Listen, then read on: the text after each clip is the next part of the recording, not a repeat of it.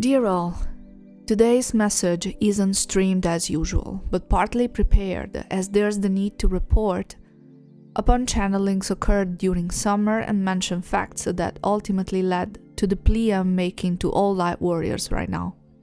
My husband will be reading it for you. By calling upon the light beings, I intend to address my message directly to light warriors who know who they are, and ask them to put out a message to reach all of their friends. Light beings themselves, whose heart is ready to shine the light of love, forgiveness, and truth onto this world. In my wife's previous videos, she shared some fundamentals on how energy works, how entities are created, and described the fact that we are basically experiencing the so-called 4D right now. As she previously explained, the 4D is the dimension in which we can see forms given to energetic agglomerations by the collective mind, or clearly perceive the thereof manifestation in reality. In this worldwide now moment, the shapes and forms we give to fears, traumas, manipulation, deception, and evil entities are becoming visible. It is true, this is just the beginning.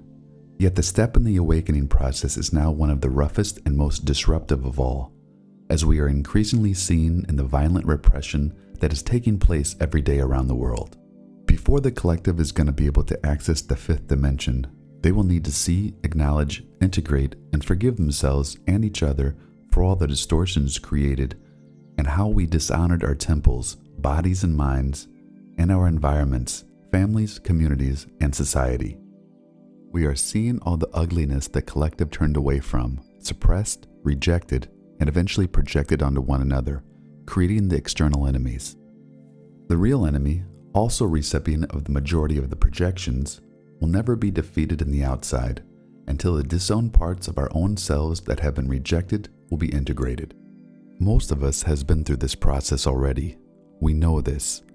However, the majority of the collective hasn't.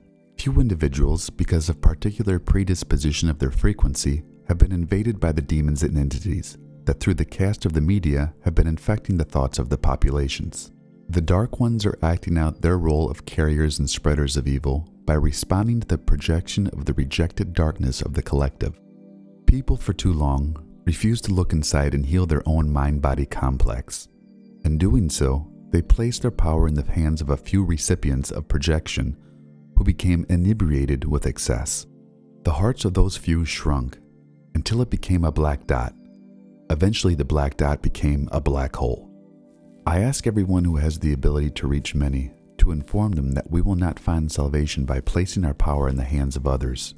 Our salvation lays in our ability to become aware and responsible of ourselves. From there, we will forge a new alliance, a society made up of sovereign individuals, a society of interdependency and never again codependency. To manifest this objective and rise above, we need to release the demons locked inside of us and simultaneously transmute them. Namely, reset the energy to its neutrality by shedding the light of unconditional love and forgiveness onto them. On October 15th at 7 p.m. Central European Time in the Quirinale Palace of Rome, Italy, those who are in charge of carrying and playing out the disowned darkness of the entire human collective will inaugurate an exhibition titled The Gates of Hell. The Quirinale Palace used to be the headquarters of the Vatican residence of about 30 popes. Today, it's the Palace of the Presidency of the Italian Republic. On the 15th of October, a transitory law will oblige every Italian citizen to possess a QR code to access their basic constitutional rights, such as the right to work, the right to education, and free circulation. The First Amendment of the Italian Constitution states that Italy is a republic based on work.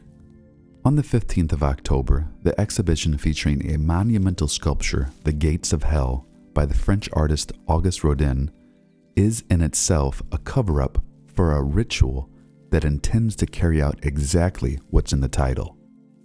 But there is something they didn't plan for. Another lesser-known artist, whose surname by synchronicity means I forgive you all, Vescuzio, in the last decade felt the call for creating a monumental sculpture that he named The Gates of Paradise.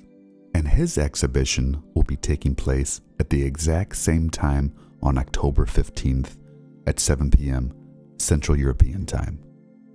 Between the 7th and 17th of October this year, we have 3 major planets, Pluto, Saturn, and Jupiter, leaving their retrograde position and becoming direct. This means that their main qualities have a direct effect on the now. In this specific time frame, we are experiencing a very powerful energetic portal. All we need to do is to make our final decision, as many as we can, to take back our power and become sovereign again. Our intention is our will, and the universe will respond.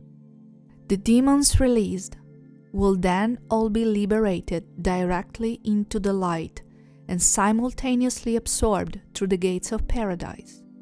This is a magic. This is our will. Nobody has power over our will. This context is only a story that should help everyone understand the dynamic. The truth is in our hearts. I hope this is clear. Love you all. Let's meditate and make our liberation happen.